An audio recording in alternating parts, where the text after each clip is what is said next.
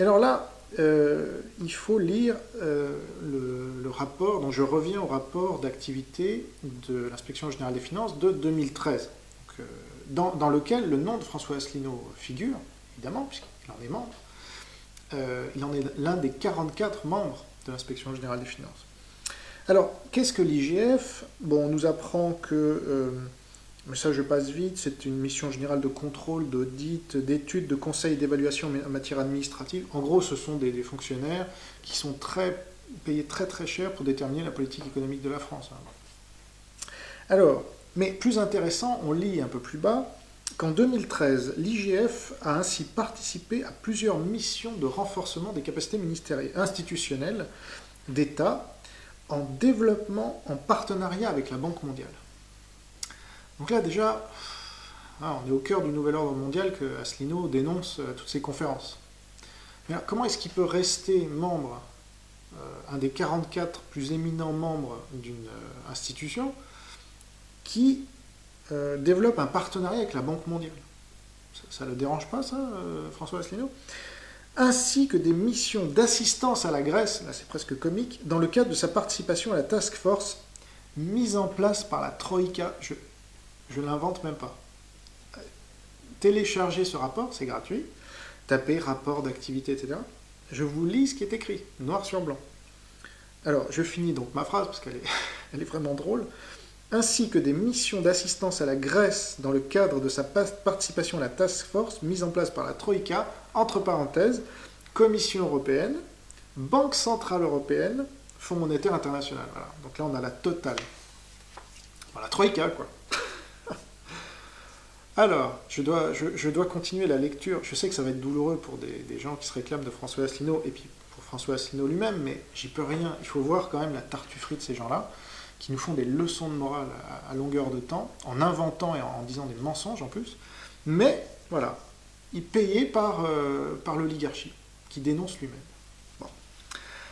Alors, toujours dans ce rapport, je cite l'implication dans l'assistance européenne à la Grèce, marquée par la poursuite de la crise de l'euro et la réflexion sur l'évolution des crises européennes. L'année 2013 a été celle d'un engagement sans précédent de l'IGF dans l'assistance à la conduite des politiques économiques et financières de l'Union européenne. Waouh. Oh, pauvre François Asselineau. Donc ça, il a accepté, c'est plus une couleuvre là qu'il avale, c'est un boa entier, c'est des camions entiers de boa. Là, l'Union européenne, ouais, super, on va en bouffer. D'ailleurs, sur ce rapport d'activité, là, vous trouvez une belle photo de Pascal Lamy, donc, que j'ai cité tout à l'heure, ancien directeur du FMI, qui vient faire des conférences à l'IGF. Et puis vous trouvez, je vais y revenir, une belle photo de Christine Lagarde, directrice actuelle du FMI. Bon.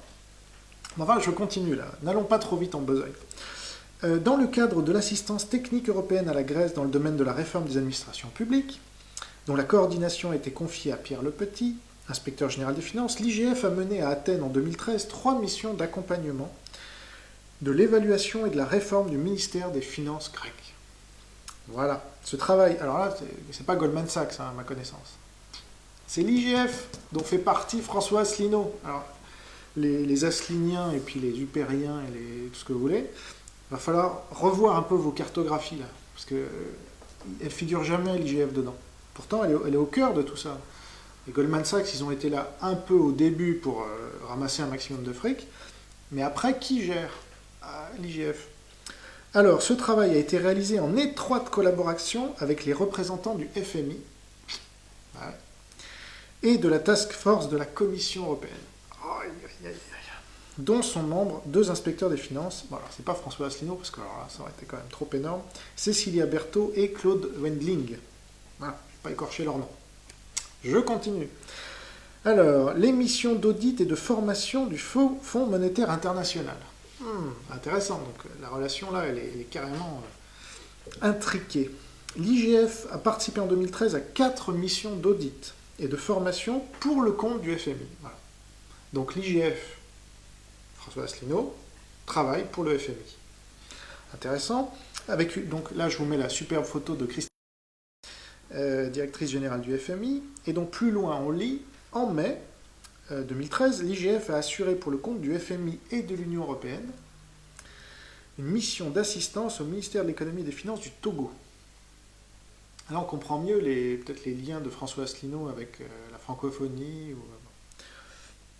Dans ce cadre, l'IGF a réalisé un audit de la chaîne de dépenses publiques dans toutes ses étapes et a proposé des mesures de réingénierie destinées à améliorer par une utilisation optimisée de la dématérialisation les taux d'exécution des crédits, la sécurisation et la fluidité des opérations financières publiques. Alors ça, quelqu'un comme Tepa, par exemple, qui ne vient pas du Togo, qui n'est pas originaire du Togo, mais qui est originaire du Gabon, pour eux, c'est du néocolonialisme. Alors, il a milité pour l'UPR suffisamment longtemps pour que ça ait de l'écho en lui, ce que je viens de lui dire. Alors, je m'arrête là dans la lecture de ce rapport, parce que je pense que tout est dit, mais il faut quand même... alors là, je vous renvoie à un livre de Ghislaine Ottenheimer sur l'inspection générale des finances, parce qu'on en parle très peu dans les médias, elle-même n'avait pas été invitée, à ma connaissance, dans les médias pour en parler. Donc c'était un livre qui s'appelait Les Intouchables, grandeur et décadence d'une caste, l'inspection des finances. Alors je ne vais pas vous lire le quatrième de couverture, mais enfin, c'est toujours intéressant. Donc c'était un livre qui était sorti en 2004, et elle listait la série de faillites, Crédit Lyonnais, Vivendi, France Télécom, Alstom, des milliards et des milliards ont été dilapidés, en toute impunité, qui sont les inspecteurs des finances, etc. Voilà. Qu'est-il arrivé à ce corps qui a longtemps fait la force de l'État colbertiste et la fierté de la France? Même ça, je ne sais pas. Pourquoi les a-t-on laissés faire? Voilà. Alors pourquoi ces gens-là, surtout, dirigent l'économie, une grande partie des entreprises du CAC 40 et des... Voilà, il faut regarder qui sont les dirigeants. Vous regardez la plupart des banques françaises. Ça, c'est Olivier Berruyer qui en parlait sur son site Les Crises. La plupart des dirigeants sont énarques, voire inspecteurs des finances. Je vous en ai cité un certain nombre tout à l'heure. Et puis, elle concluait sa quatrième de couverture, Ghislaine Ottenheimer, en disant « Un voyage au cœur du pouvoir ». Bah oui, il est là le pouvoir, il n'est pas, je ne sais pas où, à l'Union Européenne, je ne sais pas quoi. Il est déjà là, on est en France, là. Mais ça, c'est vrai. Imaginez, c'était la stratégie des dirigeants communistes. Ah non, nous, on est des dissidents révolutionnaires, hein, bien sûr. Regardez Gérard Filoche, membre du bureau national du PS. On ne peut pas faire plus au cœur de l'oligarchie. Lui, il dit, Cahuzac, là, quel salaud. Hein, nous, au PS, on ne doit pas être comme ça, etc. Mais c'est toi, mon coco, qui est au PS. Désolé, Cahuzac, qui fait partie de ton bureau. Donc, ces gens-là n'ont de cesse de se faire passer pour des doux agneaux, alors que ce sont eux qui dirigent. Ce sont leurs idées qui sont au pouvoir. Mais il vaut mieux, effectivement, montrer quelqu'un d'autre pour dévier la colère du peuple. C'est clair. Alors, maintenant, on en vient au salaire. Eh oui. Parce que ce cher Asselineau, donc j'en ai dit 2 mots tout à l'heure, combien touche un inspecteur général des finances? Sachant que c'est la crème de Bercy. Bon. Alors, vous avez quelqu'un qui s'appelle Sylvain Baron, donc un marxiste, ancien militant de l'UPR, qui s'est fendu d'un communiqué un jour, parce qu'il en avait marre d'Asselineau qui se prend vraiment pour Dieu le Père, comme j'avais pu le remarquer dès 2007, donc ça n'a pas changé apparemment. Alors voilà ce que dit Sylvain Baron, les caisses de l'UPR, au moment où Éric Marie, ancien délégué national au militantisme, fut évincé de ce parti politique, étaient abondées de plus de 100 000 euros, selon ses dires, lorsque je l'avais interrogé à ce sujet. François Asselineau lui-même dispose d'un salaire qui, avec ses indemnités, est vraisemblablement supérieur à 10 000 euros par mois. Voilà. Ce qui, pour la plupart des résistants réellement motivés, suffirait à satisfaire plus que largement leurs nécessités militantes. C'est le moins qu'on puisse dire. Alors, dans le Figaro du 28 février 2011, voilà ce qu'on pouvait lire. C'est ainsi qu'on sait à peu près qu'un inspecteur des finances débute à 3 700 euros par mois et qu'avec l'ancienneté et les primes, qui doublent son traitement, il dépasse largement les 100 000 euros bruts par an quand il est inspecteur général. Et donc, il faut ajouter à cela son salaire de professeur au pôle Léonard de Vinci, et puis peut-être le salaire qu'il recevait avec son jeton de présence à l'IHEDN. Il faudrait qu'il nous dise. Donc là, moi je lance un message à Asselineau, puisqu'il aime la transparence et qu'il aime dire qu'il est à 6718 adhérents, ou je ne sais pas combien, puis 6719, là, ça a changé déjà. qui joue la transparence aussi. Alors combien gagne M. Asselineau? Qui nous publie puisque c'est notre argent. Alors je vais y venir après, parce que moi il se trouve que personnellement, en tant que chef d'entreprise, je paye M. Asselineau directement. Je vais même en parler maintenant. Là, on a reçu en décembre tous les chefs d'entreprise de France, petits et grands. Moi je suis un petit, il y a des grands aussi. J'en parlais même avec ma coiffeuse qui a reçu le même. On a reçu un prélèvement de la DGFiP, donc ministère des Finances, auquel appartient M. Asselineau, la Direction Générale des Finances. On a reçu ce prélèvement. Alors, pour Enquête et Débat, c'est 150 €, voilà, ce qui est énorme pour nous, évidemment. Et pour Tatami, les éditions que je dirige, 250 €. Voilà. Et ma coiffeuse, plus de 500 €. Bon. Et alors, tout cet argent-là, il va où, à votre avis? Il ne va pas aux États-Unis, il ne va pas à l'Union européenne, etc. Il va à l'Inspection Générale des Finances pour payer le salaire mirobolant de tous ces bras cassés qui sont payés à ne rien faire, comme François Asselineau, puisque, alors là, il faudrait quand même qu'on m'explique comment François Asselineau parvient à faire toutes ces activités tout en ayant un poste très important, 10 000 € par mois ou plus à l'Inspection Générale des Finances. Mais ça, on va y venir, parce que, évidemment, la réponse est dans la question. Mais avant d'y venir, je pose quand même une question.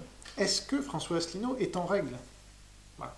Moi, je n'ai pas une volonté de délateur, c'est pas mon genre, mais il faut quand même se rendre compte qu'il y a une contradiction apparente entre le fait de diriger un parti comme l'UPR, n'importe quel parti, de prêcher la bonne parole, y compris dans l'école pour laquelle on est embauché pour faire autre chose, a priori, et le fait d'appartenir à l'Inspection Générale des Finances.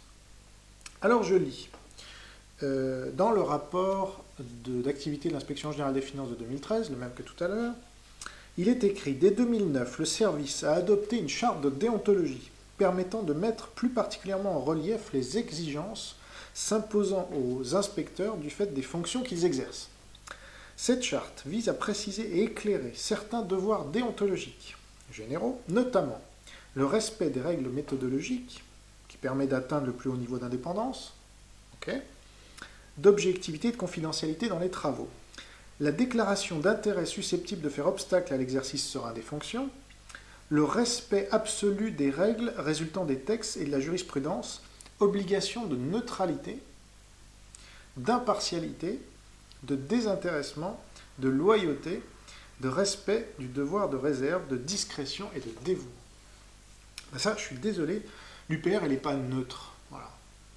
Elle a une ligne politique très claire qui est antagonique au possible avec celle de l'IGF, donc déjà une contradiction fondamentale, et donc, a priori, François Asselineau, là, n'est pas en règle avec la propre déontologie de cette Inspection Générale des Finances. Mais apparemment, ça passe. Donc, M. Asselineau, il ne parle jamais. Il dénonce beaucoup de choses. Alors ça, dans ses conférences, il en dénonce des choses, puis dans ses vidéos, puis dans ses prises de parole publiques, médiatiques. Il dénonce beaucoup de choses, mais il dénonce jamais le fait que on verse tant et plus d'argent à des gens qui ne font rien. Et alors là, des placards dorés, moi je ne veux pas dire n'importe quoi, mais il me semble qu'on en avait parlé à l'époque, en 2007, et il nous disait qu'il était dans un placard doré.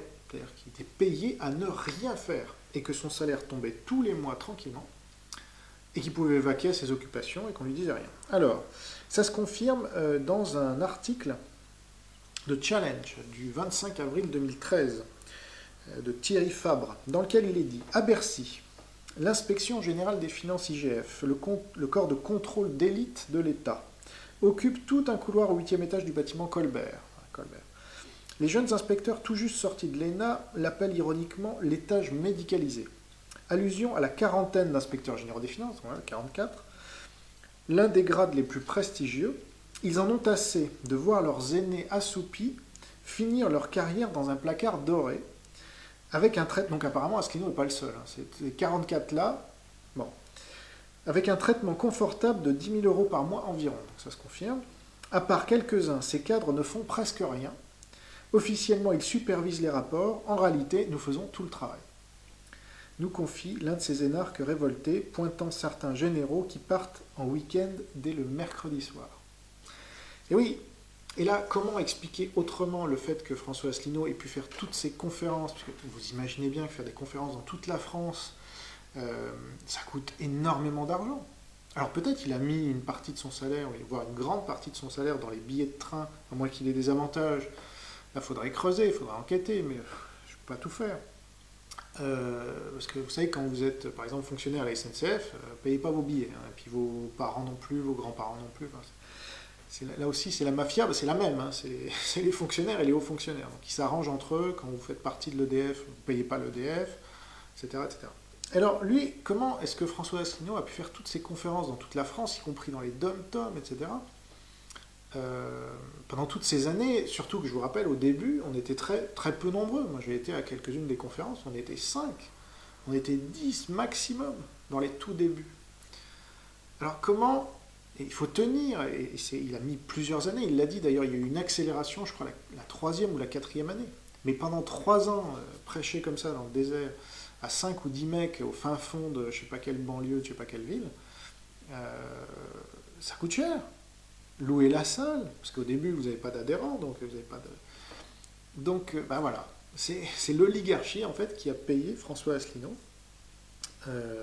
et qui a fait ça pendant déjà 7 ans, qui fait ça depuis déjà 7 ans. Et alors il faut dire que François Asselineau, il ne parle jamais non plus des privilèges de classe des fonctionnaires. Jamais. Quand il va aborder les syndicats, c'est pour dire, mais ils appartiennent à la Confédération européenne des syndicats, ce qui est faux. C'est pas du tout leur appartenance. Ils appartiennent, la CGT, elle appartient à qui? Elle touche 800 millions d'euros par an uniquement grâce à EDF. Vous n'avez jamais entendu François Asselineau en parler. Au contraire, lui, il est très content.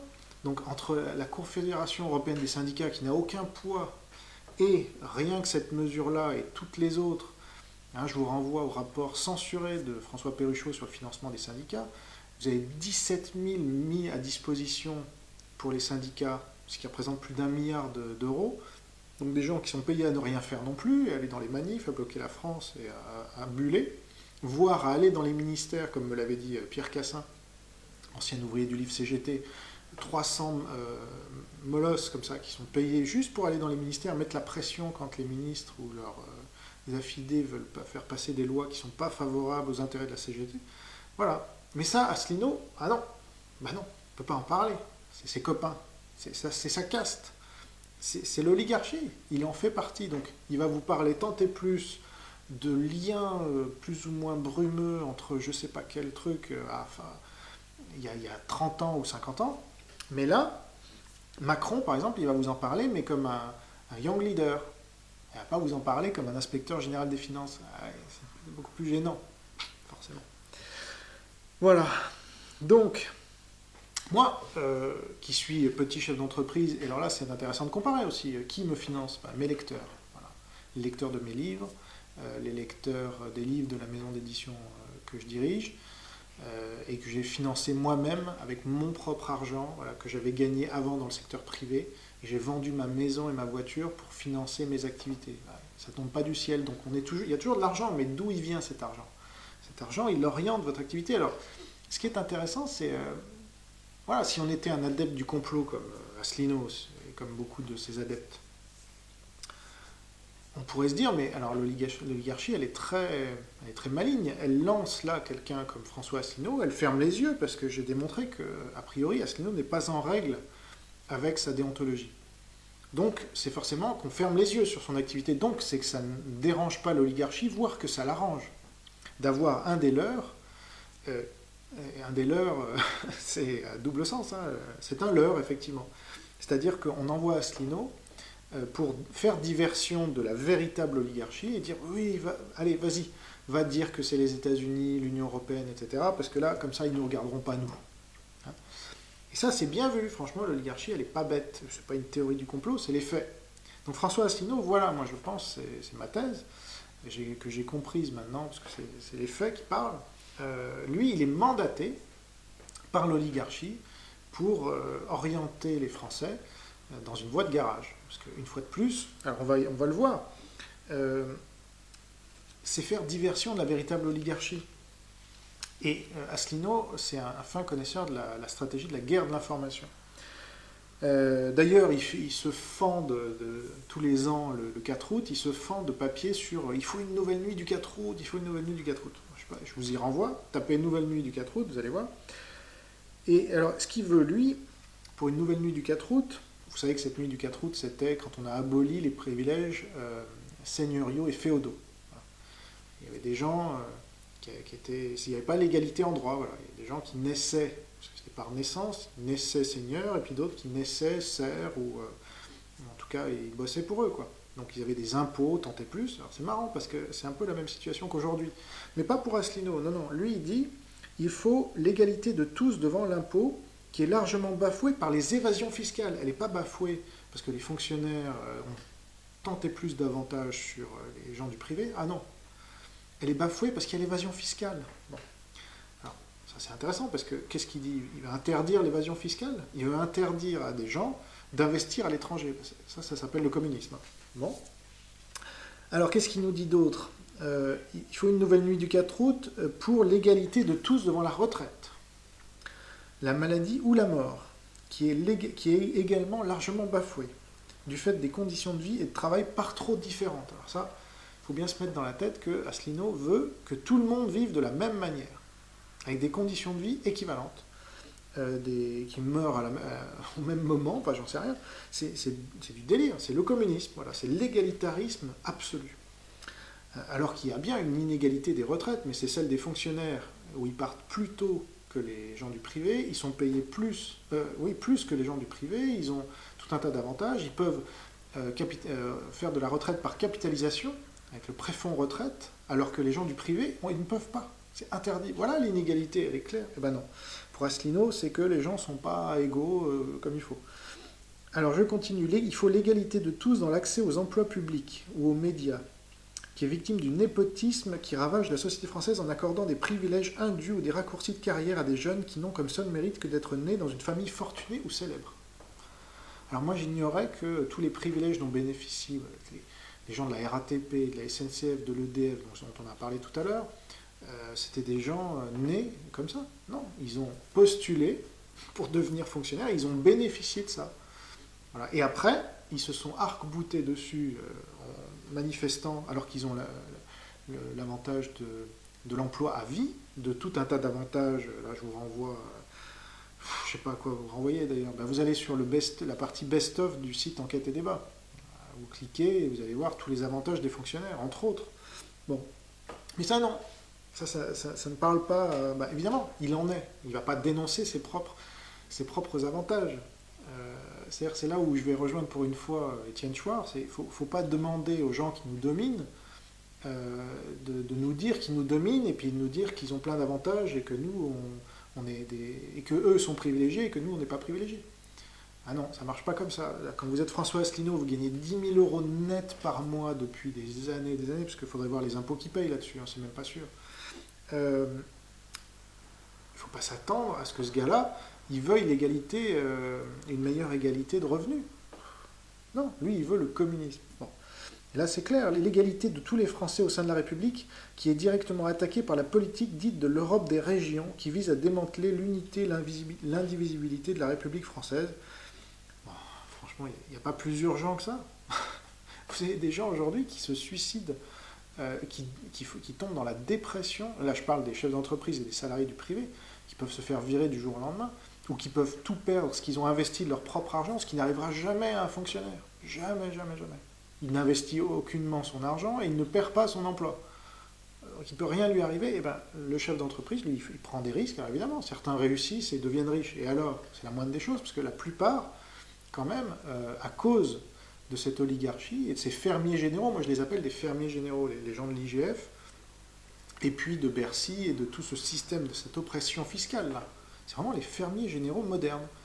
Ben, à cause de ça, là vous aurez le 12 janvier des milliers, voire des dizaines de milliers, on ne sait pas encore, de chefs d'entreprise qui vont défiler dans les rues de Paris pour contester et dénoncer les abus de cette oligarchie qui est là, en l'occurrence ils ont ciblé sur le RSI, qui est une des multiples tentacules de cette pieuvre marxiste qui nous oppresse tous, comme pendant la Révolution française, Moi je suis d'accord, il faut une nouvelle nuit du 4 août, mais pour virer les mecs comme Asselineau et surtout supprimer tous les statuts de fonctionnaires et tout ça, et des gens qui sont payés 10 000 euros, enfin, vous imaginez, on paye des gens, la France est exsangue, on est en dette, endetté tant et plus, mais voilà, vous voyez aussi l'intérêt de mettre en avant la loi de 73 en disant, alors que cette loi n'a rien changé, mais en disant, regardez, c'est parce qu'on ne peut plus emprunter à taux zéro à la Banque de France que, je ne sais pas quoi, il y a de la dette. Ouais, ben c'est ce que font les États-Unis, la planche à billets, et puis ça ne les empêche pas de dénoncer par ailleurs la politique de planche à billets des États-Unis. Enfin, c'est complètement... c'est marxiste, quoi. Voilà, bon. Donc, pour conclure, parce que là, je pense que j'ai apporté un certain nombre d'arguments bon, qui vont toujours dans le même sens, mais je suis désolé, les faits sont les faits. Donc vous allez me dire, oui, Jean-Robin, je lis ça dans les commentaires, Jean-Robin est obsédé par le marxisme, etc. Je suis désolé, il y a des faits. En 1789 ou 88, vous n'alliez pas dire aux gens, ah, vous êtes obsédé par l'oppression fiscale ou par les privilèges des seigneurs et puis l'inégalité entre les endroits. Je suis désolé, c'est de là que tout commence. C'est pour ça que cette nuit du 4 août, elle a été aussi importante, et c'est pour ça qu'il en faut une nouvelle. Mais là, on est dans une nouvelle lutte des classes, avec des gens comme François Asselineau, hauts fonctionnaires, puis tous ses copains, là, tous ceux qui dirigent la France aujourd'hui, les banquiers, les Juppé, les Giscard d'Estaing, qui est lui aussi autour de 10 000 euros par mois, c'est un truc de folie. Voilà, ça ce sont les dominants aujourd'hui, effectivement, il y a bien dominé-dominant. Je rappelle que dominé-dominant, ce n'est pas une distinction qui a été faite par Marx en premier, il l'a repris d'un libéral, vous chercherez. Bref, donc là, il y a bien une lutte des classes, mais c'est pas entre les, les fonctionnaires, c'est entre les fonctionnaires et les gens du privé, mais c'est les fonctionnaires qui sont ultra dominants aujourd'hui, qui dirigent toute l'économie, qui sont majoritairement dans les assemblées, qui sont majoritairement dans les outils de pouvoir politique, médiatique, universitaire, judiciaire, et la liste est très longue. Donc oui, il faut une nouvelle nuit du 4 août, en effet, mais pour supprimer le statut de fonctionnaire, pour arrêter que la CGT tue des emplois tant et plus en demandant des privilèges et en s'arc-boutant, en faisant augmenter le SMIC, ce qui empêche les jeunes d'accéder au travail et de se former comme ça. Bon, donc François Asselineau, voilà, désolé, tu es un énarque inspecteur des finances HEC qui a abusé de tes prérogatives, de tes pouvoirs, qui t'ont été conférés de manière bien abusive par une oligarchie, elle aussi, qui abuse de tous ses pouvoirs et qu'on va virer, et toi avec, parce que là, vous êtes allé beaucoup trop loin, et le résultat, c'est voilà, j'en étais à ces chefs d'entreprise qui manifestent, après les bonnets rouges, après les pigeons, après tant d'autres, et dans tous les cas de révolution, c'est venu d'une révolution fiscale. Voilà. Vous chercherez là aussi, il y a toujours le Boston Tea Party aux États-Unis, la Révolution française en France et d'autres. À chaque fois, même les printemps arabes, voilà. C'était un jeune Tunisien à qui l'État avait tout pris, je crois, et qui ne pouvait plus vendre ce qu'il voulait vendre. Voilà, donc il s'est immolé par le feu. Cherchez, vous verrez si je raconte n'importe quoi. Donc là, on est dans une situation similaire, et l'oligarchie, très, très maligne, cherche à faire sauter, comment dire, à se donner un peu d'air avec des Asselineau, avec des Zemmour aussi. C'est les mêmes, en fait. Vous voyez, c'est pour ça qu'on voit Asselineau de plus en plus dans les médias. Oui, posez-vous la question, se disant qu'il a été censuré. Ben là, on commence à le voir. Moi, je ne regrette pas de l'avoir fait passer d'avoir contribué à l'avoir fait passer à Ce soir ou jamais. Ah non, c'est fait, très bien. Et je montre là ma bonne foi. Hein, je n'ai rien contre lui, et je pensais que sa parole était intéressante. D'ailleurs, souvent elle l'est, évidemment. L'Union européenne, il faut lutter contre cette hydre technocratique, mais pas pour les raisons que vous indique François Asselineau. Eh ben non, c'est parce que c'est juste un prolongement de l'oligarchie française. Voilà. Quand vous avez un Moscovici, c'est pas un ultralibéral, c'est un gars qui est commissaire européen de je sais pas quoi. C'est un gars qui dénonce l'ultralibéralisme matin, midi et soir. Comment est-ce que ce type a pu être nommé commissaire européen? Expliquez-moi, si c'est l'ultralibéralisme qui domine. Ah non, à l'Union européenne. Ben non, c'est le contraire. Donc voilà, Asselineau est là pour faire diversion d'une oligarchie qui est à bout de souffle, qui a échoué partout, dans le public, dans le privé, parce qu'ils ont pantouflé partout. Et donc il faut les virer, c'est tout. Et il faut virer surtout l'idéologie qu'ils traînent avec eux, qui est cette idéologie égalitariste, marxiste, néo-communiste. Et à la place, il faut plus de libéralisme, plus de liberté d'expression aussi, plus de liberté d'entreprendre. Et on verra ce que ça donne le 12 janvier, mais allez à la manif.